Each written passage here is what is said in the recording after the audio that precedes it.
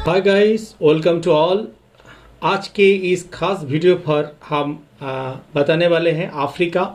आप जानते होंगे अफ्रीका महाद्वीप के स्थिति विस्तार, यहाँ के पर्वतीय क्षेत्र, यहाँ के झील, यहाँ के जलवायु, यहाँ के वनस्पति, यहाँ पे नदी और माउंटेन, पूरे कंप्लीट एक वीडियो के साथ हमारे साथ बने रहेंगे। और हर एक कंप्लीट वीडियो इस वीडियो में आपको मिलेगी पूरे अफ्रीका के बारे में, जो कि यूपीएससी, अगर आप पीएससी देने जा रहे हैं, अगर आप पीजी के विद्यार्थी हैं, अगर आप यूजी में पढ़ रहे हैं जियोग्राफी को लेके, ये वीडियो काफ़ी आपको हेल्प मिलेगी। उम्मीद है कि इस वीडियो के साथ आप बने रहेंगे। हमारे चैनल में अगर आप नया हैं ज़रूर सब्सक्राइब कर लेंगे और साथ ही साथ बेल आइकन को प्रेस कर लेंगे, क्योंकि बेल आइकन प्रेस अगर नहीं करेंगे तो आपके पास नोटिफिकेशन जो है नहीं मिलेगी। चलिए शुरू करते हैं। आज के इस खास वीडियो पर हम बात करने जा रहे हैं अफ्रीका। तो एशिया के बाद अफ्रीका विश्व का दूसरा सबसे बड़ा महाद्वीप है। चलिए शुरू करते हैं आज की इस वीडियो पर, क्योंकि अफ्रीका जो है एशिया के बाद जो अफ्रीका विश्व का दूसरा सबसे बड़ा महाद्वीप है। और इसका अगर विस्तार को देख ले, बेसिकली 37 डिग्री 13 मिनट उत्तरी अक्षांश से 34 डिग्री 46 दक्षिणी अक्षांश साउथ लैटिट्यूड तक है। और देशांतर की अगर बात करें तो इसका 51 डिग्री 15 मिनट ईस्ट से लेके 13 डिग्री 30 मिनट जो है वेस्ट तक इसका विस्तार है। काफ़ी बड़ा जो है महाद्वीप है। इसके बाद हम देख लेते हैं इस महाद्वीप के साथ कई बार इसको बोला जाता है कि डार्क कॉन्टिनेंट कहा जाता है। आपको बता दूं, अफ्रीका महाद्वीप को डार्क कॉन्टिनेंट क्यों कहा जाता है, इसके पीछे भी कुछ कारण है। कई लोग बोलते हैं कि यहाँ पे निग्रोस का बसना नहीं है, और बल्कि इसलिए इसका अंतरिक्ष भाग जो है इसके अन्वेषण में बाधा उत्पन्न कराती है। एक्चुअली यहाँ के जो बेसिकली क्या होते हैं, तट तक फैली हुई है पठार प्रदेश जो है चारों तरफ है महाद्वीप के और घेरा हुआ है। और इसके बाद कई सारा रुकावट यहाँ पे देखने को मिलती है, जो कि बेसिकली क्या होते हैं यहाँ पे, बल्कि इसका अंतरिक्ष भाग जो है इसके अन्वेषण में बाधा उत्पन्न कराता है। और बेसिकली उत्तर में सहारा मरुस्थल और उसके अंदर तक पहुंचने में एक रुकावट था। और इन सभी परिस्थितियों ने अफ्रीका के अन्य जो आपका महाद्वीप अर्थात डार्क कॉन्टिनेंट का नाम दिया है। ये ऐसा महाद्वीप है जो कि अपने भौगोलिक अवरोधों के कारण अधिक अन्वेषित हुए हैं। और इस महाद्वीप को वर्तमान नाम जो है अफ्रीका, जो कि बेसिकली इसमें लैटिन भाषा में इस अप्रोका कहा जाता था। और इसका अर्थ होता है कि सूर्यालोकित, जो अर्थात जहाँ सूर्य लगभग संपूर्ण वर्ष में अपनी तीक्ष्ण किरणें जो है तीक्ष्ण किरणें के साथ चमकता है तथा बादल भी नहीं होते। और अफ्रीका विश्व का एकमात्र ऐसा महाद्वीप है जिसमें विषुवत रेखा, कर्क रेखा और मकर रेखा जो है वो गुजरती है।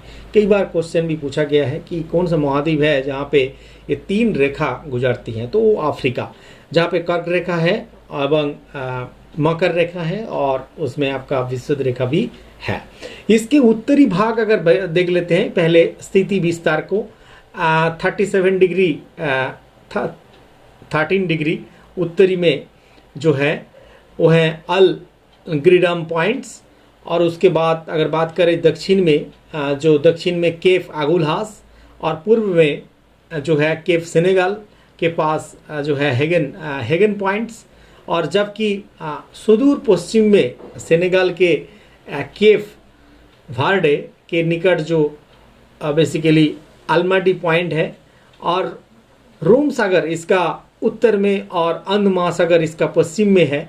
और इसके दक्षिण में जो अंध महासागर तथा हिंद महासागर का सम्मिलित जो जल राशि है सम्मिलित, जबकि उत्तर तथा पूर्वी में क्रमशः जो लाल सागर तथा हिंद महासागर है, जहां एशिया के साथ सनी महाद्वीप जो है सनाई पेनिनसुला के द्वारा जुड़ा था, जिससे आप जो बेसिकली इसमें सुएज नागर ने अलग कर दिया है। और इसका कुल क्षेत्रफल की अगर बात करें, इसमें आपको बता दूं जो टोटल एरिया है बेसिकली इसमें जो टोटल एरिया है यहाँ पे 30217 फिर 00089 आपका किलोमीटर, अर्थात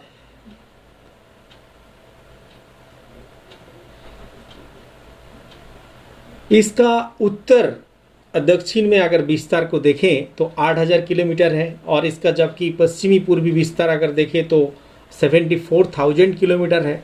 और ये जहाँ ये जो महाद्वीप है ऑस्ट्रेलिया से 4 गुना बड़ा है, और अफ्रीका के तटवर्ती सीमा लगभग 30,500 किलोमीटर है, और ये यूरोप के तट रेखा से छठी है। और इसका कारण ये है कि अफ्रीका में बहुत ही कम संकरी तथा जो बड़ी खाड़ियाँ जो है वो है। सबसे पहले हम बात करते हैं धरातली क्षेत्र को। अगर धरातली क्षेत्र जो है अफ्रीका महाद्वीप का अगर देख लेते हैं कि भूवैज्ञानिक दृष्टि से अगर देखा जाए, जो अफ्रीका के 75% जो भूभाग हैं, जहाँ पे पूर्वी कैम्बियन क्रममी चट्टान जो है आग्नेय चट्टान पाई जाती हैं, जबकि अन्य भूभाग का निर्माण नवीन जो है चट्टान से हुई है और जलामुखी चट्टान से हुआ है। और संरचना और प्राकृतिक स्वरूप के दृष्टि कौन से जो अफ्रीका जो बेसिन है, बेसिकली अफ्रीका के प्रमुख जो बेसिन के बारे में हम बात करेंगे।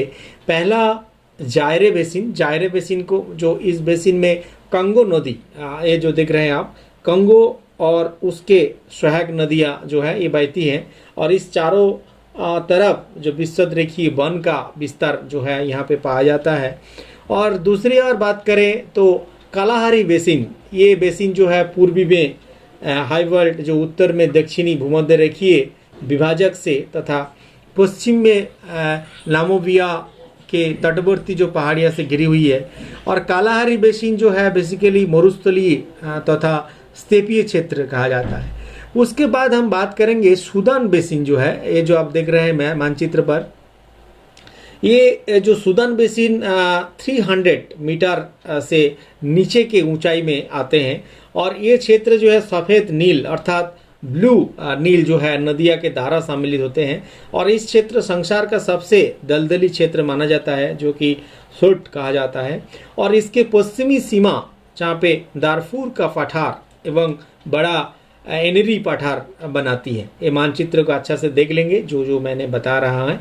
और यहाँ पे चाड बेसिन जो है, इस बेसिन के केंद्र में चाड झील के स्थित है, और ये झील जो है खरी है, और वर्तमान आकार के अपेक्षा इसका पहले आकार जो है काफ़ी बड़ा था। और वर्तमान में क्या है, चाड बेसिन में सहारा मरुस्थलीय जो मरुस्थल का अतिक्रमण हो रहा है, और ये दलदली क्षेत्र है जो भारी वर्षा में पानी से भर जाता है बेसिकली। और उसके बाद हम बात करेंगे जोब बेसिन। जोब बेसिन जो है जोब बेसिन बेसिकली जो बेसिन पश्चिमी सहारा मरुस्थल में फैला हुआ है, और ये बेसिन जो है मॉरिटानिया माली सीमा के साथ साथ फैली हुई है। और आपका फूटा जालोन के उच्च पर्वतीय श्रेणियों में समुद्र तट से अलग करती है, जो कि नाइजर नदी इस बेसिन से होकर प्रभावित होते हैं। तो ये आपका जो फिजियोग्राफी है बेसिकली अफ्रीका का, अब उसको आपको बताया। इसके बाद हम आगे बढ़ेंगे जो अफ्रीका के पर्वतीय क्षेत्र। मैंने पहले ही बताया कि हमारे इस कंप्लीट वीडियो में जहाँ पे पर्वत, नदी, जलवायु, वनस्पति और झील, ज़्यादातर जो पूरा अफ्रीका को कंप्लीट एक वीडियो आपको मिलेगी। हमारे साथ बने रहेंगे और ज़रूर लाइक बटन दबाइएगा, क्योंकि मुझे इंस्पिरेशन मिलती है। चलिए आगे बढ़ते हैं। अफ्रीका के अलावा अन्य जो महाद्वीप में पर्वत श्रृंखला की अगर बात करें, रीढ़ के हड्डी के तरह काज करती है अफ्रीका बेसिकली। जैसे एशिया में हिमालय हैं और यूरोप में आल्प्स हैं, तो उत्तरी अमेरिका में रॉकीज़ है, और इसी दक्षिण अमेरिका में एंडीज, ऑस्ट्रेलिया में महान जो विभाजक श्रृंखला दिखाई देती है। परंतु अफ्रीका में ऐसे कोई विशेषता नहीं पाई जाती है, बल्कि पर्वत की अगर बात करें यहाँ पे अटलस माउंटेन। सबसे पहले हम बात करेंगे अटलस माउंटेन, जो कि अटलस पर्वत का विस्तार जो है मोरक्को, अल्जीरिया तथा ट्यूनिसिया में है, और ऐसे पश्चिमी टापू तथा जर्जिया आपका अल मगरबी की कहा जाता है। कुछ लोग इसे लघु अफ्रीका भी कहते हैं, बेसिकली अफ्रीका मीनर कहा जाता है भी कहते हैं। और इन पर्वत की लंबाई लगभग 2000 किलोमीटर है, और इसका विस्तार अगर बात करें दक्षिण पश्चिम में अगादीन जो मरक्कन जो एरिया है लेकर उत्तर पूर्वी आपका यूनिशिया जो है ट्यूनिसिया, पश्चिम को जो राजधानी ट्यूनिस तक है। और इस रोम सागर जो है रोम सागर के मरुस्थली से अलग करती है। और इसका शिखर की अगर बात करें माउंट तबुकल जो है इसका ऊंचाई शिखर है, जो कि 4165 मीटर है। और एटलस पर्वत श्रेणी में कई पठार से पृथक होती है, और इसमें सबसे बड़ा जो पठार जो है वो आपका चेट्टस का पठार कहा जाता है। चलिए, ये आपका मानचित्र आप देख रहे हैं, अच्छा से समझ लेंगे मानचित्र पर जो आपको मैं यहाँ पे दिखा रहे हैं। इसके बाद एटलस पर्वत के दो भाग टेल एटलस एवं सहारा एटलस में नाम में बांटा जाता है। बेसिकली टी माउंटेन टोबकल जो यहाँ पे लिखा है, तो यहाँ पे टी एटलस बेसिकली टल एटलस कहा जाता है, जो उत्तर में स्थित है। और ये कई पर्वत जो है समूह मैसिव से बना है बेसिकली। और दूसरा जो है सहारा एटलस, जो कि टिल एटलस से चट्टान से पठार द्वारा जो अलग होते हैं, जहाँ दो समूह जो श्रृंखला द्वारा निर्मित है। और पश्चिम में ऊंची मरक्कन एटलस तथा पूर्वी में अरस माउंटेन है। और ये दोनों टेल एटलस तथा सहारा एटलस जो पश्चिमी में मध्य एटलस तथा पूर्वी में टेवेशा बेसिकली तथा मेट जेरडा, बेसिकली नाम ऐसा है, थोड़ा सा याद रखेंगे। बेसिकली मेट जेड्रा पर्वत जो है में मिल जाते हैं। पश्चिम में अन्य जो पर्वत उच्च एटलस तथा विपरीत जो है एटलस एंटी एटलस कहा जाता है। और दूसरा अगर बात करें वो है अहागर पर्वत। अहागर माउंटेन जो एरिया है बेसिकली ये जो पर्वत जो अल्जीरिया के दक्षिणी पूर्वी में विस्तृत है, और इनके साथ ही जो लीबिया तथा उत्तरी भागों में भी इनका कुछ विस्तार है। और इनका उच्चतम शिखर जो है ताहत, जो कि 2918 मीटर ऊंचाई है, और इसका निर्माण जो है ज्वालामुखी क्रियाओं के द्वारा हुई है। तीसरा अगर बात करें वो है तिवेस्ती माउंटेन। तिवेस्ती माउंटेन ये बेसिकली अधिकतर जो है चार्ट के उत्तरी भाग बेसिकली उत्तरी नाइजर तथा लीबिया के दक्षिणी सीमावर्ती वाला एरिया है। और इसका भी निर्माण जो है ज्वालामुखी के क्रियाओं द्वारा हुआ है। और इनका सर्वोच्च शिखर का अगर बात करें वो 3415 मीटर ऊंचाई है, और ये है अपर दिक एरोडेट कहा जाता है। और क्रिस्टलीय चट्टान के द्वारा ये बेसिकली क्रिस्टलीय चट्टान जो क्रिस्टल बोलते हैं, कठिन चट्टान जो है इसके द्वारा निर्माण है। नंबर 4 में अगर बात करें पूर्वी अफ्रीकी जो पर्वतीय क्षेत्र है ईस्टर्न अफ्रीकन माउंटेन, ये बेसिकली विखंडित पर्वत है, जो कि पूर्वी अफ्रीका में लाल सागर से लेकर जो जमनजी नदी जो है जिवेंजी तक फैली हुई है, और ऊंची भूभाग से घिरे हुए हैं। और सभी महत्वपूर्ण जो पर्वत ज्वालामुखी है केवल रुविंजिरी बेसिकली छोड़कर ये शानदार जो ढंग से अपने आसपास के पठार से लगभग 4900 मीटर के ऊंचाई तक उठी हुई है भूमध्य सागरीय भाग। और उसके साथ अगर बात करें माउंट एल्गान बेसिकली ये उगांडा और केन्या जो है कि सीमा पर स्थित है, किन्ना कहा जाता है बेसिकली। और इसकी सबसे ऊंची जो चोटी है वो है बिगाई 4309 मीटर है। और किलिमांजारो जो पर्वत है बेसिकली ये तंजानिया एवं केन्या के सीमा पर स्थित है। इसका सबसे ऊंची चोटी जो है 5895 मीटर होते हैं, जो अफ्रीका के सबसे ऊंची चोटी माना जाता है, वो किलिमांजारो पर्वत में है। और मेरू पर्वत जो है बेसिकली ये किलिमांजारो के पश्चिम में अवस्थित है, और इसकी ऊंचाई 4565 मीटर है। और जो कि रेविंजेरी श्रृंखला से जो श्रृंखला का विस्तार और इसका समांतर जो एल्बर्ट झील से लेकर एडवर्ड तक इसका ढाल तीव्र है। माउंट किनिया अफ्रीका में दूसरी सबसे ऊंची पर्वत है और इसकी ऊंचाई जो है 2438 मीटर है और ये पर्वत का घेराव जो है लगभग 150 किलोमीटर के है। तो ये आप माउंटेन के बारे में आपको पूरा बताया। इसके बाद हम चलेंगे झील जो है, लेक, इंग्लिश में लेक बोलते हैं, हिंदी में झील जो बोलते हैं। अफ्रीका में क्या क्या झील है हम देख लेते हैं। काफ़ी सुंदर मनोरम परिवेश। अफ्रीका के मुख्य जो झील की अगर बात करें तो यहाँ पे जैसे कि टंगानिका, वालवी, रुडल्फ, एल्बर्ट, केवू, रुकावा, एडवर्ड, तो काफ़ी अच्छा झील है। तो एल विक्टोरिया जो है, विक्टोरिया झील की बात करते हैं। पहले ये जो झील है विक्टोरिया झील है, आकृति जो चतुर्भुजाकार है और इसकी गहराई अगर बात करें 79 मीटर इसका गहराई है और अफ्रीका की सबसे बड़ी जो झील है और जिसका क्षेत्रफल अगर बात करें एरिया 31,000 किलोमीटर है और ये मोहन रिफ्ट घाटी का नाम भी जाना जाता है। इसके बाद दूसरा अगर झील की बात करें वो है मालवी झील, बेसिकली लेक मालवी के नाम में जाना जाता है। इसका प्राचीन नाम जो है न्यासा झील कहा जाता है, न्यासा, याद रखिएगा। तो मालवी देश के अन्यतम जो अंतर्गत आते हैं और मोहन रिफ्ट घाटी के एक भाग है जहां सागर तल से 500 मीटर ऊंचाई है और इसका लंबाई जो है वो 560 किलोमीटर है तथा क्षेत्रफल की अगर बात करें 37,000 किलोमीटर वर्ग एरिया फैली हुई है। इसके बाद अगर तीसरा में बात करें तुर्काना झील, तुर्काना झील जो है काफ़ी लेक तुर्काना नाम में जाना जाता है। इसका प्राचीन नाम जो है रुडल्फ है बेसिकली और ये इथियोपिया तथा कोनिया में स्थित है और इसका क्षेत्रफल अगर बात करें 9,000 वर्ग किमी है और इस झील का आकार में जो है सिकुड़ती जा रही है और क्योंकि ऐसे पानी तो कम मात्रा में प्राप्त होते हैं परंतु इसका बाष्पीकरण की दर अगर बहुत ऊंचा होती है और काफ़ी काफ़ी समुद्री तल से भी इसका जो 375 मीटर ऊपर में है जो कि रिफ्ट झील है और इसका अधिकतम जो गहराई जो है वो दक्षिणी भाग में है और 125 मीटर गहराई इस झील का पाए जाते हैं।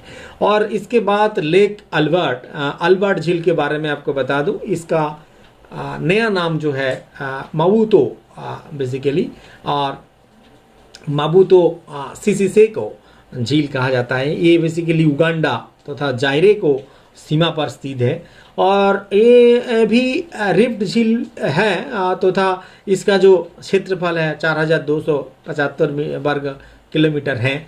और किवू झील जो है, किवू झील के बारे में भी बोल दूँ, लेक क्यूवी, ये झील जो है खनंडा तथा जायरे के बीच में स्थित है और इसकी लंबाई जो है 105 किलोमीटर है। और दूसरी जो और एक इम्पॉर्टेंट झील है, लेक है, वो है रुकवा। ये रिफ्ट झील है बेसिकली और ये टंगानिका झील के दक्षिण में सीमांतर में स्थित है और बहुत ही छिछली झील है। इसका अधिकतम गहराई केवल 6 मीटर है। और दूसरी और एक झील है लेक एडवर्ड जो कि उगांडा में स्थित है। आप जानते हैं इसको रिफ्ट झील भी कहा जाता है, ये जो आप देख रहे हैं लेक एडवर्ड। और जैसे कि माउंटेन जो है डेकन्सबर्ग माउंटेन में भी झील पाया जाता है, जैसे कि दक्षिणी अफ्रीका पठारों के पूर्वी किनारे हैं और हिंद महासागर के और तीव्रता से उठी हुई है। इसका ऊंचाई भी 3,352 मीटर है। और इसके साथ द ग्रेट रिफ्ट वैली वो भी अफ्रीका में है।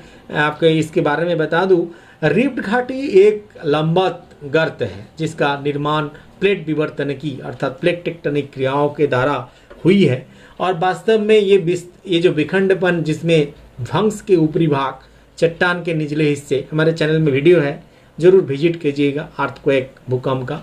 और अफ्रीका की जो रिफ्ट घाटी के काफ़ी लंबी है और इसके लिए महान रिफ्ट घाटी का कहलाती है और ये पश्चिमी एशिया दरार घाटी भी कहा जाता है। अफ्रीका में ये लाल सागर से शुरू होती है और इथियोपिया के मध्य से गुजरते हुए जो रेडोलिफ झील तुर्काना तक जो जाती है। और यहाँ पर ये स्वयं को 2 भाग में बांट लेते हैं, पश्चिमी दरार घाटी तथा पूर्वी दरार घाटी। ये दोनों भाग जो है वो टंगानिका झील के दक्षिण छोर पर जो दोबारा मिल जाते हैं, यहाँ मालवी घाटी तक फैल जाते हैं और जबकि आपका जाम्बिया में प्रवेश करती है, जहाँ जेमनजी है, जेमनजी नदी इस दरार घाटी में बहती है। और यहाँ से जो नटाल दक्षिणी अफ्रीका तक फैल जाते हैं। और इस घाटी को लंबाई अगर बात करें तो 900 किलोमीटर है, और चौड़ाई की बात करें तो 30 से 90 किलोमीटर के बीच है। और रेडक्लिफ झील से दक्षिणी के और इसका चौड़ाई जो है वो बढ़ जाती है, थोड़ा सा यहाँ पे चौड़ाई में अंतर देखने को मिलती है। सारी चीज़ मानचित्र पर भी आप देख पा रहे हैं। हमारे चैनल पर अगर आप नया है जरूर सब्सक्राइब कर लेंगे। हमारे चैनल पे क्वालिटी वीडियो है और आपके लिए निरंतर रहेगा, जो कि सारी वीडियो आपके चैनल पे है, हमारे चैनल पे है, जरूर विजिट करें। संबंधित द्वीप समूह का अगर बात करें, आइसोलेटेड आइसलैंड, जो कि अफ्रीका के जो बहुत सारे आइसोलेटेड आइसलैंड है, काफ़ी इंपॉर्टेंट है, कई बार क्वेश्चन आया है। उत्तरी पश्चिम जैसे कि इसमें एजरोज, आपका मिडियारा तथा कैनेरी शामिल है। एटलो सदूर जो उत्तर पश्चिमी में स्थित है।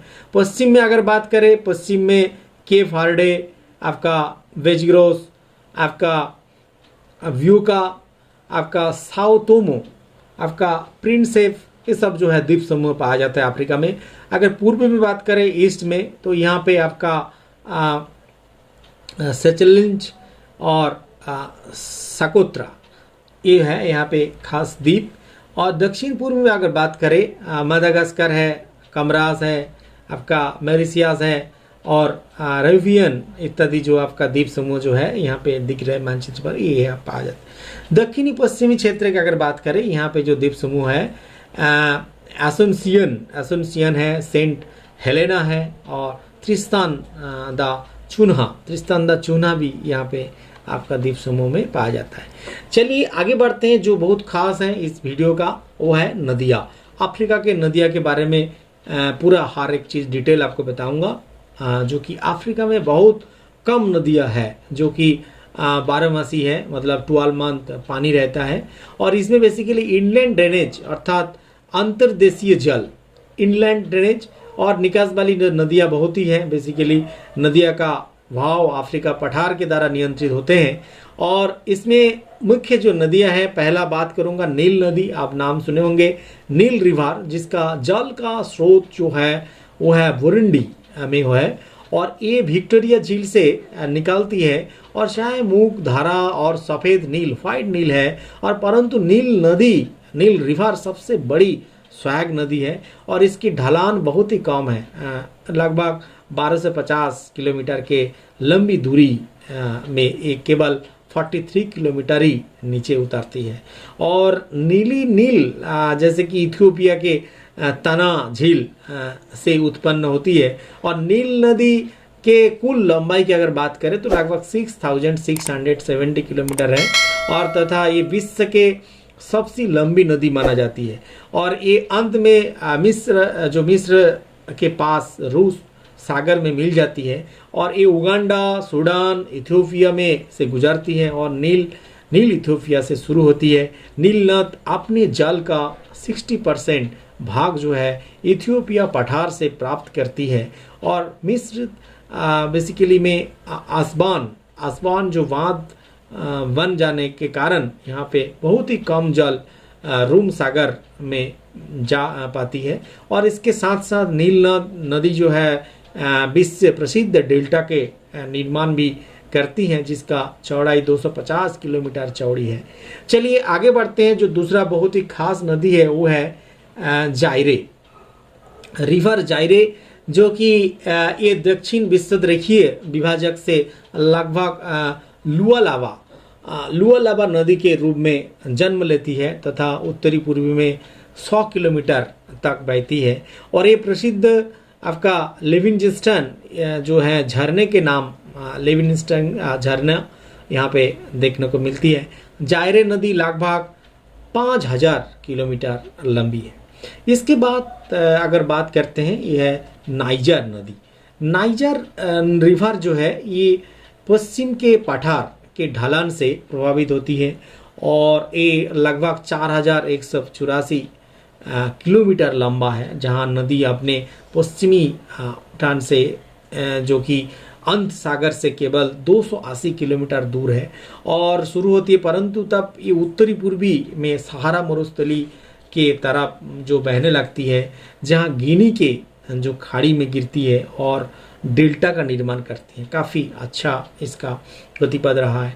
और जीमंजी नदी की अगर बात करें, नेक्स्ट जो नंबर 4 में हम बात करेंगे जीमंजी, इसका लंबाई 3000 किलोमीटर है और तथा दक्षिणी अफ्रीका के जल प्रवाह प्रणाली पर अपना अधिकतम बनाती है। और ये नदी दक्षिणी भूमध्य सागरीय रेखा जो है वो विभाजक को दक्षिणी आपका साउथ ढलान से जन्म लेती है, जहाँ ढलान कालाहारी बेसिन के तरफ झुकी हुई है। और एक कारण है कि दो नदियाँ बेसिकली कांगो एंड अकांगो ऑफ ऊपरी जो जीमंजी के अभिन्न भाग है, जहाँ विक्टोरिया झरना बनाती है, तथा तब दरार घाटी जहाँ पे नायसा रिफ्ट वैली में प्रवेश कर जाती है, जिसकी दीवार में काफ़ी ऊंची है। और इसके बाद ये मानव निर्मित झील जो है करीबा हमें मिल जाती है।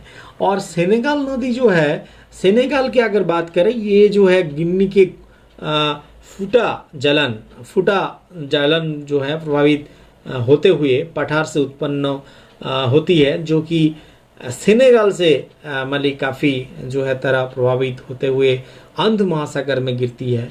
माली में ये अपने 2 सहायक नदियाँ जैसे कि वेफिंग तथा वकेल से जल ग्रहण करती है और कुल लंबाई लगभग 1641 किलोमीटर है।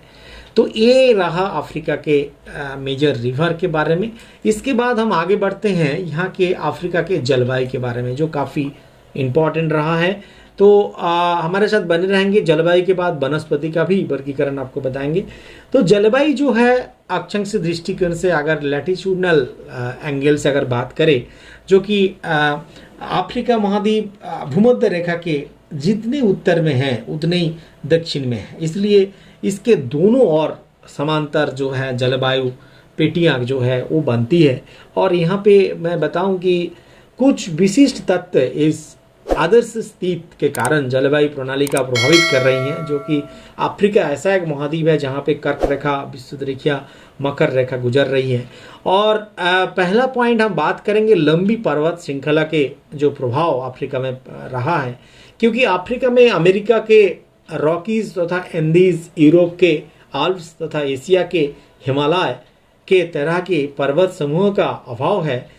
ये जलवायु पेटियों के निरंतर में आने वाली किसी भी आकस्मिक परिवर्तन को दूर रखता है, जो एक दूसरे पर प्रभावित डालते हैं। इसके अलावा ऊंचे पर्वतों के उच्च जलवायु जो खंड का भी भाव यहाँ पे रेखा देखने को मिलती है। और दूसरी ओर महाद्वीप का पूर्वी पश्चिम में विस्तार का अगर बात करें, अफ्रीका महाद्वीप में भूमध्य रेखा से उत्तर के भाग का पूर्वी पश्चिम विस्तार या भूमध्य रेखा से दक्षिण के भाग के विस्तार से बहुत ही अधिक है। उसी कारण दक्षिण अफ्रीका के भागों पर सागरीय जलवायु का प्रभाव उत्तर के अपेक्षा अधिक बढ़ता है। तीसरी अगर पॉइंट हम बात करें कि उष्ण खंडीय उच्च जो वायुदाब के पेटी है, ये बेसिकली पेटी उत्तरी अफ्रीका के केंद्र में विकसित होते हैं, परंतु कई बार दक्षिणी अफ्रीका में अधिक गर्मी के कारण ये कमज़ोर जो है हो जाते हैं। और ठंडी सागर की अगर बात करें, ठंडी सागरीय धाराएं की अगर बात करें, तो ठंडे जैसे कि विंगुअल जो करंट्स हैं सागरीय धारा, इसके पश्चिमी तट के जलवायु के अपने ऊपर से गुजरने वाली ठंडी जो पवन के द्वारा ठंडी करती है। और थोड़ा सा वायुपुंज का अगर देख लेते हैं, अफ्रीका के जो प्रमुख वायुपुंज है जैसे कि एमटी उष्णखंड महासागरीय वायुपुंज, जिसको हम एमटी बोलते हैं, और भूमध्य सागरीय महासागरीय वायुपुंज या एमई या उष्णखंड या महाद्वीप या वायुराशि सीटी या ध्रुवीय महासागरीय वायुपुंज या एमपी या ध्रुवीय महाद्वीपीय वायुपुंज या सीपी। तो यहाँ पे ITCZ के स्थिति, इसका परिवर्तन को भी अच्छा से आपको याद रखना होगा, जो कि जब भी वायुपुंज में उत्तर उष्ण खंडीय अभिसरण क्षेत्र या ITCZ inter tropical convergence zone के गति के साथ साथ परिवर्तित हो जाते हैं।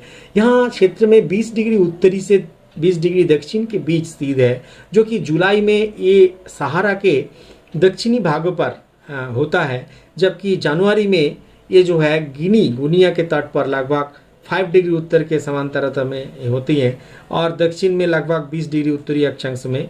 और ये बेसिकली जलवायु में अगर वर्षा की बात करें अफ्रीका महाद्वीप में, जहाँ जो कि जनवरी महीने की अगर बात करें, जनवरी में महीने में जम्बिया तथा उसके सीमावर्ती जो देशों में अत्यधिक वर्षा जैसे कि 20-30 मिलीमीटर की होती है, जहाँ वर्षा जो है भूमध्य रेखीय कम दबाव क्षेत्र में दक्षिण के तरफ जो है सरकने तथा ITCZ के गिनी तट के साथ साथ पश्चिमी सीमा के भीतर उत्तर दक्षिण में स्थित के कारण होती है।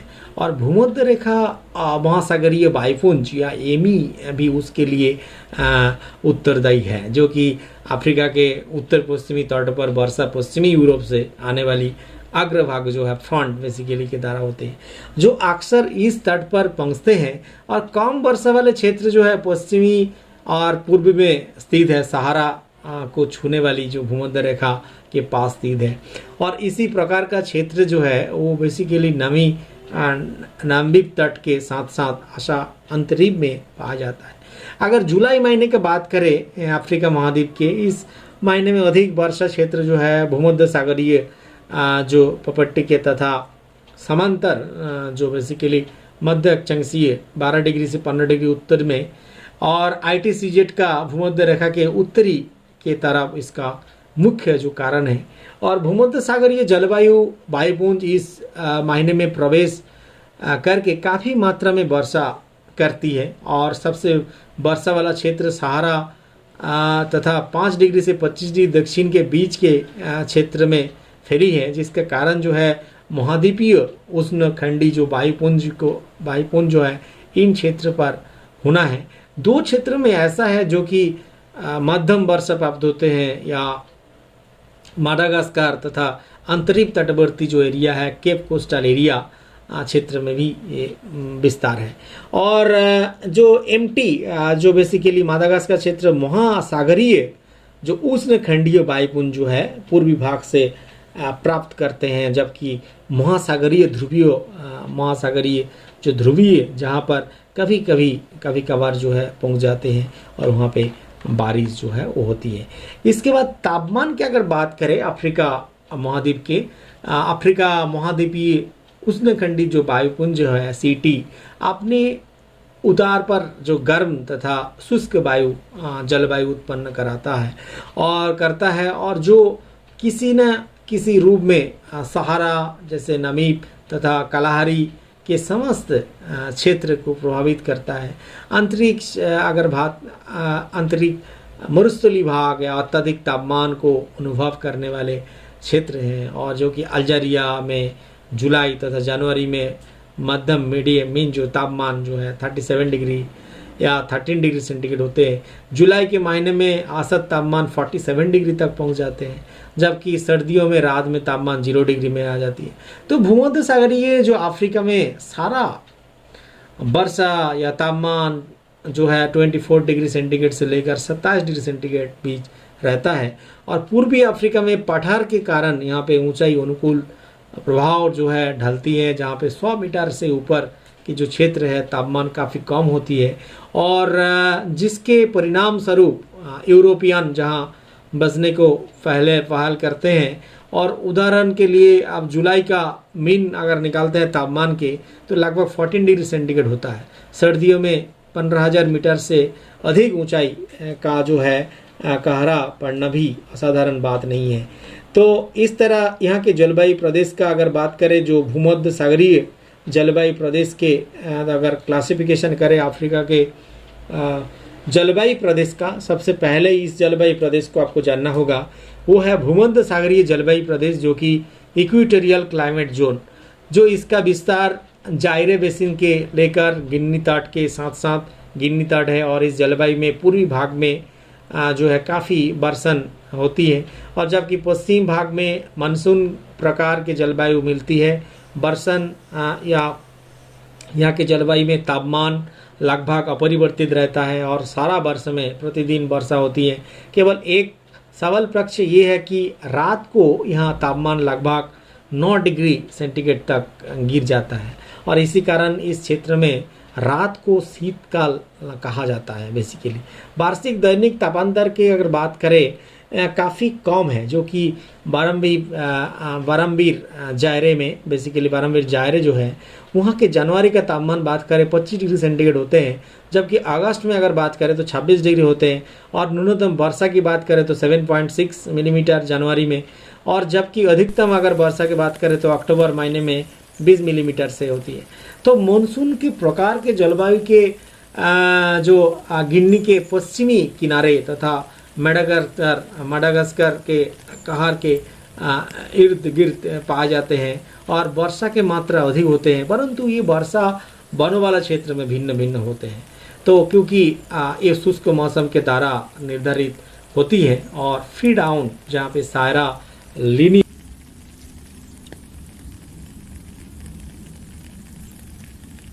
अच्छा उदाहरण है। इसका शुष्क मौसम जो है दिसंबर में लेकर मार्च तक होती है और जहाँ 10 जो सेंटीमीटर से भी कम वर्षा होती है। तो दूसरा अगर जलवायु प्रदेश को देखें वो है सावाना तुल्य जलवायु प्रदेश, अफ्रीका के savanna type of the climate. इसे नम तथा शुष्क जलवायु भी कहा जाता है। ये जो जलवायु प्रदेश है विस्तृत रेखा के दोनों ओर पाए जाते हैं। सोमालिया, आपका इथियोपिया, आपका सुजान, आपका चैड के दक्षिणी भाग, नाइजर, माली के उत्तरी भाग, ये सब जो एरिया है इस जलवायु प्रदेश में है। और ये जो विस्तार क्षेत्र के जो अगोला दक्षिण में से लेकर पश्चिमी मडागास्कर जामंजी जो जहाँ जैमंजिक को भी स्वयं में सम्मिलित करता है। और तापमान निश्चित रूप से तौर पर ये जलवायु को वर्षामयी बना देते हैं कभी कभी। और अधिकतम तथा न्यूनतम तापमान की अगर बात करें 29 डिग्री सेंटीग्रेड अक्टूबर में और 25 डिग्री सेंटीग्रेड जनवरी में पाया जाता है। वर्षा ऋतु में मई से शुरू कर सितंबर तक यहाँ पे बारिश होती है। और दूसरे एक खास जलवायु प्रदेश लो लैटिट्यूड स्टेप क्लाइमेट बेसिकली यहाँ पे देखने को मिलती है, जो है निम्न अक्षांशीय स्टेपी जलवायु, हिंदी में बोलते हैं लो लैटिट्यूड स्टेप क्लाइमेट रीजियन, जो कि सावाना के शुष्क किनारे तथा मरुस्थलीय जो तट है ये भी स्थित है। और इसका भूमध्य रेखा का दक्षिणी भाग जहाँ पे साहेल कहलाते हैं और जिसका अरबी भाषा में अर्थ होती है बॉर्डर। और इस जलवायु में हर 5 से 6 वर्ष के अंतराल के बाद इस प्रकार क्षेत्र जो है आमतौर पर देखने को मिलते सूखा पड़ती है। और स्वाभाविक बात है कि बारिश कम होगी तो सूखा तो होगी। और यहाँ पे जनवरी में अगर बात करें तो 22 डिग्री सेंटीग्रेड औसत तापमान तथा जून में जो कि 35 डिग्री सेंटीग्रेड तथा औसत तापमान पाए जाते हैं। और इस जलवायु में हर वर्ष जो अगर देखें हल्की होती है बारिश और वर्षा के एवरेज अगर देखें 50 मिलीमीटर सेंटीमीटर तक सीमित होते हैं। अत्यधिक वाष्पीकरण के कारण वर्षा भी यहाँ पे प्रभावित होते हैं। और अधिक वर्षा गर्मियों में जून से लेकर सितंबर महीने में यहाँ पे होती है। और एक अच्छा जलवायु प्रदेश जो कि उष्णकटिबंधीय मरुस्थलीय जलवायु प्रदेश ट्रॉपिकल डिजर्ट क्लाइमेट रीजियन वो अफ्रीका में है। मरुस्थल का उत्तरी भाग जहाँ सहारा मरुस्थल है और कहलाते हैं बेसिकली, और ये संसार का सबसे बड़ा तथा गर्म मरुस्थल है जो कि लाल सागर से लेकर पूर्व में जो अंध महासागर तक फैला हुआ है दक्षिणी मरुस्थलीय क्षेत्र, जिसमें नामीबिया तट भी शामिल है। नामीबिया मरुस्थली कहलाते हैं, जिसमें जलवायु प्रदेश का अगर यहाँ पे थोड़ा सा एक क्लासिफिकेशन आपको याद रखना होगा छोटा सा। नंबर 1 यहाँ पे इस जलवायु प्रदेश में होती शुष्क और मुख्य रूप से स्थित जो है महाद्वीपीय वायुपुंज बेसिकली सीटी के कारण है। और वायुपुंज निरंतर वायुमंडल के ऊपरी परत से नीचे उतरते रहती है। और इसके बारे में बात करें तो इथियोपिया जो कि मैसिव इस क्षेत्र के लिए वर्षा छाया रेन शैडो के जोन बनाती है और इससे महासागरीय भूमध्य सागरीय वायुपुंज से भी बहुत ही कम वर्षा प्राप्त होती है। अगर तापमान की बात करें दिन में तापांतर जो है 52 डिग्री सेंटीग्रेड ऊपर चला जाता है, जबकि सर्दियों में काफ़ी 0 डिग्री सेंटीग्रेड के नीचे देखने को मिलते हैं। कभी कभी आने वाले तूफान भी यहाँ पे देखने को मिलती है, जैसे ये तूफान गर्मियों में अस्थिर महासागरीय वायुपुंज के उत्तर पश्चिमी दिशा से आने के कारण आते रहते हैं। स्थानिक है कि वार्षिक वर्षा के लिए कई योगदान नहीं डालते हैं।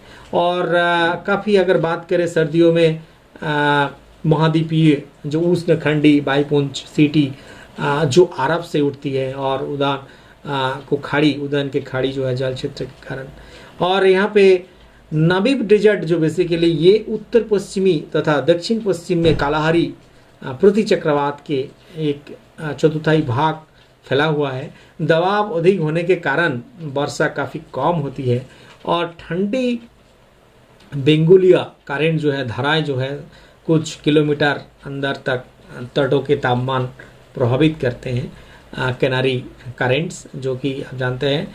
और कालाहारी मरुस्थली का भी यहाँ पे बहुत बड़ा योगदान है जलवायु में, जो कि चक्रवाती क्षेत्र में स्थित होने वाली कारण जो शुष्क हैं और जहाँ नाविक तथा कालाहारी मरुस्थली मिलती है, जहाँ हवा बेंगुला या जलधारा से दूर होने के कारण नाम होती है, जहाँ 12 सेंटीमीटर से लेके 30 सेंटीमीटर तक वर्षा होती है। मगर जैसे जैसे हम मुख्य कालाहारी के तरफ बढ़ते जाते हैं, वर्षा की मात्रा कम होते जाते हैं। जैसे ही पठार ऊंचा उठता है, वर्षा जो है बढ़ जाती है, और परंतु कालाहारी के केंद्र तक पहुँचते वर्षा की मात्रा जो है फिर घटने लगता है। ये आपको याद रखना होगा।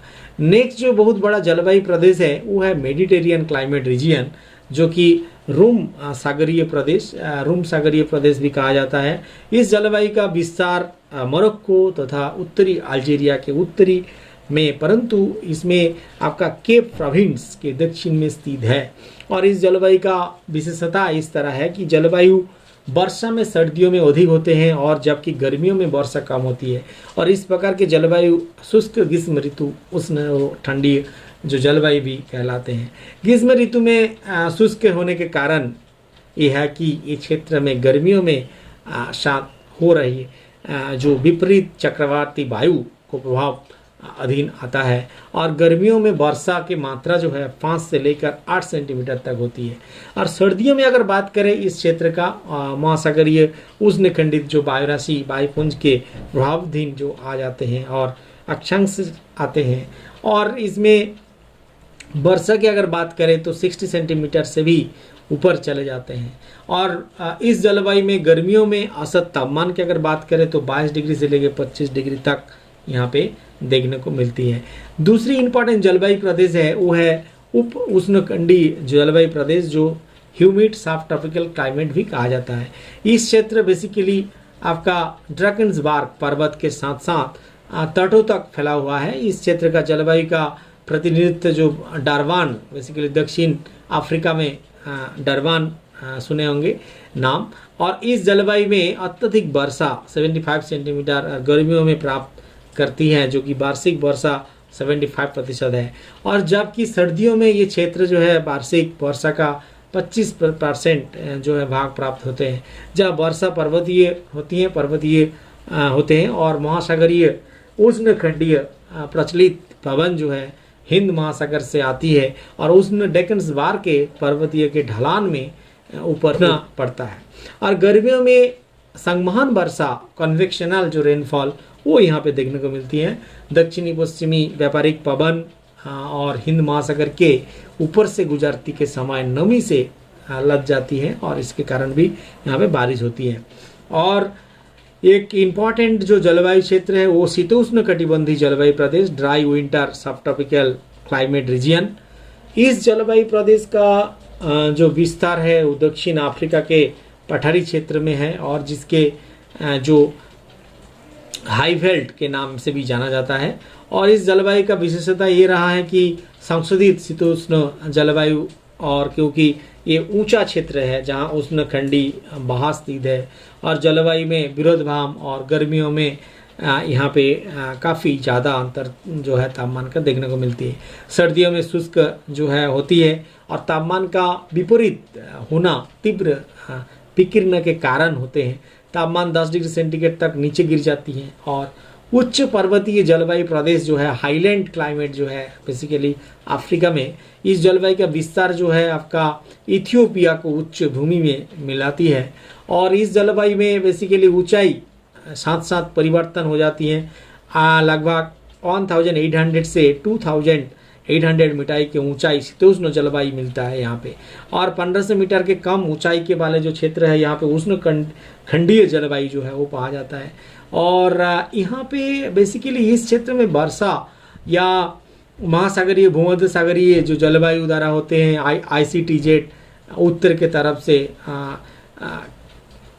खिसकने से क्या होती हैं, दक्षिणी पश्चिम में बहती हुए। और बाकी साल जो है जलवायु महाद्वीपों के उष्णखंडीय वायुपुंज जो है वो अरब सागर से आती है और इस प्रभावित होकर शुष्क हो जाते हैं। और बेसिकली इस तरह जलवायु का जो है अफ्रीका में पाया जाता है। अगली लास्ट हम बात करेंगे नेचुरल वेजिटेशन, जो कि प्राकृतिक वनस्पति। अफ्रीका के प्राकृतिक वनस्पति के अगर भाग किया जाए तो प्राकृतिक वनस्पति के प्रकार अगर देखें, जहाँ पे विभिन्न प्रकार के प्राकृतिक वनस्पति खंड जो है मिट्टी, जलवायु, उच्चवाच आदि जो है प्रभावित होते हैं। पहला जो है लोलैंड एरिया, रेन फॉरेस्ट जो एरिया है, निम्न भूमि वाले जो वर्षामयी वन है। और इस वन का विस्तार भूमध्य रेखा के दोनों तरफ अर्थात अक्षांश के विस्तार अगर देखें लैटिट्यूड, जहाँ कंगो बेसिन तथा दक्षिण में और गिनी तट के तक फैली हुई है। और इसमें वर्ष भर अर्थात पूरे साल भर क्या होते हैं, उच्च नमी एवं उच्च तापमान के साथ साथ भारी वर्षा होती है। अब जानते हैं जहाँ पे तापमान है बारिश तो हो गई, 125 सेंटीमीटर से 150 सेंटीमीटर तक बारिश होती है। और ये जो है ये कहीं भी अब जो बेसिकली शुष्क नहीं होता किसी भी मंथ। और यहाँ पे सदाबहार वृक्ष भी पाए जाते हैं जिन्हें आर्द्र पौधा भी कहते हैं। और इन जो सदाबहार वन है ऊंचाई में जो भारी विविधता पाए जाते हैं, अर्थात हाइट में इसका काफ़ी वेराइटीज़ देखने को मिलती है। निचले स्तर के पौधों में झाड़ियाँ ज़्यादा देखने को मिलती है, फॉर्न कई शामिल है और 2 से लेकर 3 मीटर तक ऊंचे जो है वो होते हैं। और पौधों का जो मध्यवर्ती ऊंचाई अगर बात करें 6 से लेकर 20 मीटर तक भी ऊंचाई यहाँ पे पाए जाते हैं। और अफ्रीका में अगर बात करें लियानस, जो एक पेड़ को दूसरे पेड़ से बांधते हैं तथा परजीवी वर्ग से घिरे हुए रहता है। और इन जंगलों में इनके गहन विस्तार के कारण पार करना बहुत ही कठिन है। जहाँ पर पेड़ काट दिया गया है वहाँ जो है एलिफेंटा घास उगाई है और ये जानवरी के लिए अच्छा चारा उपलब्ध करवाती है, परंतु जल्दी जो है कड़ों के लिए आश्रय स्थल का रूप धारण कर लेती है। आपका रावाड़, आपका मेहगनी, अबनूस, आपका रोजवुड, आपका सागवन, आपका लकड़ी काफ़ी जो सब पाया जाता है यहाँ पे। और पूर्वी अफ्रीका जंगल तथा यहाँ पे झाड़ियों की अगर बात करें ईस्टर्न अफ्रीकन फॉरेस्ट, बेसिकली ये क्षेत्र जो है संकरी 200 किलोमीटर चौड़ी जो है प्रॉपर्टी में अफ्रीका के हिंद महासागर के सामने वाले पूर्वी तट में स्थित है और उत्तर से दक्षिण की तरफ फैली हुई है। दक्षिण में सोमालिया और कोनिया के दक्षिण भाग जो है पूर्वी तांजानिया और मोजाम्बिक तथा पूर्वी दक्षिण अफ्रीका में गुजरती है। और इसमें मौसम मुख्य रूप से बेसिकली मानसूनी है और इसमें कुछ वर्ष तक छाया क्षेत्र भी यहाँ जलवायु शुष्क रूप से धारण कर लेती है। आम, आपका लौंग, आपका काजू, आपका ताड़ के वृक्ष जो है, कांटेदार झाड़ियाँ, ये सब यहाँ पे पाए जाते हैं। चलिए आगे बढ़ते हैं। मैनग्रोव जो है स्वाम बेसिकली पश्चिम में इस प्रकार वन विस्तार जो है देखने को मिलते हैं। गिन्नी के तट, सीमावर्ती तटों में, साथ साथ जो है विशेषकर नदियों के मोहना तथा उनके आसपास में क्षेत्र में पाए जाते हैं। पूर्व में है और जहाँ पे जलीय वनस्पति दक्षिण भूमध्य सागरीय तट के साथ साथ बिखरी पड़ी है। और इसमें उष्णखंडीय जो जलवायु मुख्य रूप से इस वनस्पति के जो है दृष्टि का निर्माण तत्व है। जहाँ खारा पानी जानते हैं सलाइन अल्कलाइन सॉइल जो है बेसिकली विकास में सहायता करती है। आपका सुंदरी नामक वृक्ष पाया जाता है जो कि हमारे इंडिया में है, सुंदरबन में सुंदरी वृक्ष वहाँ पर भी पाया जाता है।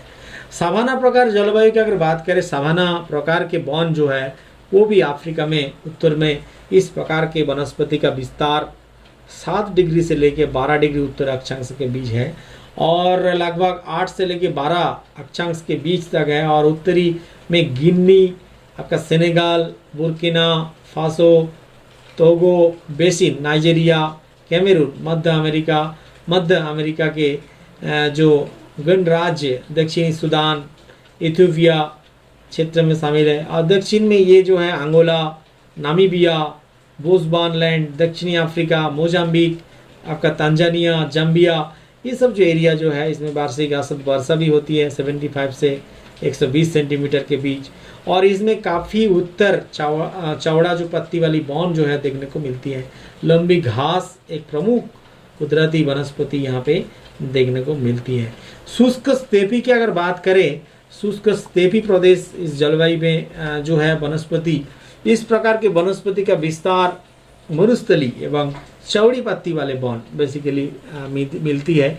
और उत्तर में जहाँ इनके समांतर है कि जबकि दक्षिण में मकर रेखा के केवल बगल में स्थित है और पूर्व में जहाँ Ethiopia, Somalia, Kenya, Uganda, Tanzania, ये सब जो भाग जो है यहाँ पे देखने को मिलते हैं। परंतु इसे किनारा जो विशेषकर सहारा मरुस्थली का जो किनारा है वो कहना उचित होगा, जहाँ 15 सेंटीमीटर से लेके 20 डिग्री उत्तर के बीच स्थित है। और ये जो वनस्पति प्रदेश है इसमें हर साल वर्षा होती है, लगभग 12 से लेके 50 सेंटीमीटर के बीच होती है, जहाँ वर्षा अत्यधिक होते हैं और जिसके कारण यहाँ पे क्या होते हैं, चौड़ी कट्टी वाला जो वृक्ष जो पाया जाता है। पर्वतीय वनस्पति की अगर बात करें अफ्रीका महाद्वीप में, जहाँ माउंटेनियस वेजिटेशन, जहाँ पेटियों के उच्च भागों में जो पूर्वी में स्थित है, विशेषकर इथियोपिया, पश्चिमी तंजानिया, पूर्वी केनिया स्थित है। और इस क्षेत्र में आसपास की जलवायु इस प्रकार के वनस्पति में भिन्न है, जबकि ऊपरी सतह पर उगती है। और इसके कारण यहाँ के जो तापमान की ऊंचाई के साथ साथ घटती है, जहाँ पे वनस्पति के प्रकृति के जो बदल जाती है, जहाँ कोणधारी तथा जो पतझड़ वृक्ष जो है वो भी यहाँ पे देखने को मिलती है। और उसके साथ जैसे बतूत, ओक, देवदार, आपका मैपल के पेड़, आपका चीड़ के पेड़, ये सारी जो पेड़ है इस जलवायु क्षेत्र में देखने को मिलती है। उसके साथ वनस्पति की एक मरुस्थलीय वनस्पति जो है काफ़ी अफ्रीका में देखने को मिलती है। डेजर्ट वेजिटेशन कहते हैं, जहाँ वनस्पति उत्तर में सहारा मरुस्थल और दक्षिण में नामीब जो मरुस्थल तथा नामीब के पूर्व में कालाहारी मरुस्थली के क्षेत्र है। और इसमें जलवायु शुष्क पाए जाते हैं, जिसके कारण वनस्पति के विकास नहीं हो पाते। कई बार तूफान वर्षा लाते हैं और परंतु जो बिल्कुल थोड़े समय के लिए जो नकली स्थानों में खजूर के पेड़ यहाँ पे देखने को मिलती है। और यहाँ पे जो है झाड़ियाँ जैसे कारो नामीब श्राबलैंड्स जो है बेसिकली वनस्पति क्षेत्र ऐसी है कि पूर्वी दिशा में नामीब मरुस्थली के समांतर विस्तृत है, जहाँ दक्षिण अफ्रीका के कारू क्षेत्र के तरफ फैल जाते हैं। और ये क्षेत्र मरुस्थल के तरफ से शुष्क है, परंतु कभी कभी नमी प्राप्त कर लेती है और इसके लिए जो है सूखाग्रस्त जो है देखने को मिलती है। और हाईलैंड घास के मैदान अगर बात करें उच्च भूमि में, जहाँ पे बहुत सारे घास के मैदान अफ्रीका में पाए जाते हैं, जहाँ 1200 से लेकर 1800 मीटर तक ऊंचा एक पठार के है। और इसके पूर्वी छोर पर आपका ड्रैकन्सबर्ग पर्वत और दक्षिण छोर पर आपका नीलीवेंड्सबर्ग दक्षिण तट पर भी इसका देखने को मिलती है। 600 से लेके 900 मीटर तक ऊंची है, जहाँ वनस्पति केवल हाई वेल्ट पर स्थित है। और इस तरह आपको मैं बता दूं, ये पूरा जो वनस्पति का रोम सागरीय मेडिटेरियन जो वेजिटेशन यहाँ पे देखने को मिलती है, जहाँ वनस्पति क्षेत्र में मोरक्को से लेकर यूनिशिया तक फैली हुई है। और एटलास पर्वत का धरातल इस वनस्पति में कुछ भिन्नता पौधा जो है पैदा करती है, जहाँ पे इस प्रदेश के में वर्षा गर्मियों में होकर शीत काल में भी होते हैं, जिस कारण यहाँ प्रदेश में गर्मियों में शुष्क पर सर्दियों में राहत जो है वो है। और इस प्रदेश में आपको कई प्रकार के वृक्ष जो है वो पाए जाते हैं। अंतर्द्वीपीय झाड़ियाँ जो अगर बात करें, केप सर्फ के जो वृक्ष हैं दक्षिणी रोम सागर क्षेत्र में अगर बात करें, यहाँ पे तटवर्ती एरिया, ग्रीष्म ऋतु जो है गर्म वर्षा सहित सर्दी के मौसम जो है यहाँ पर भी अलग अलग प्रकार के पेड़ जो है देखने को मिलती है। 60 वनस्पति की अगर बात करें, जो वनस्पति जो विशिष्ट रूप से अफ्रीका की तरह की है और उत्तर में नील नद के निकास और क्षेत्र में, पश्चिम में नाइजर तथा दक्षिण में जमनजी नदी के निकास प्रणाली में पाई जाती है, जहाँ वनस्पति सूडान तथा उगांडा में वाले जो है भांति फैली हुई है, और जहाँ पे जलवायु जो है काफ़ी प्रकार जो है वनस्पति पर प्रभाव डाल रही है। तो ये आज इस वीडियो में अफ्रीका के पूरे जानकारी हमने दिया। इसके बाद फिर हम मिलेंगे कोई दूसरे वीडियो महाद्वीप के ऊपर। Thank you to all.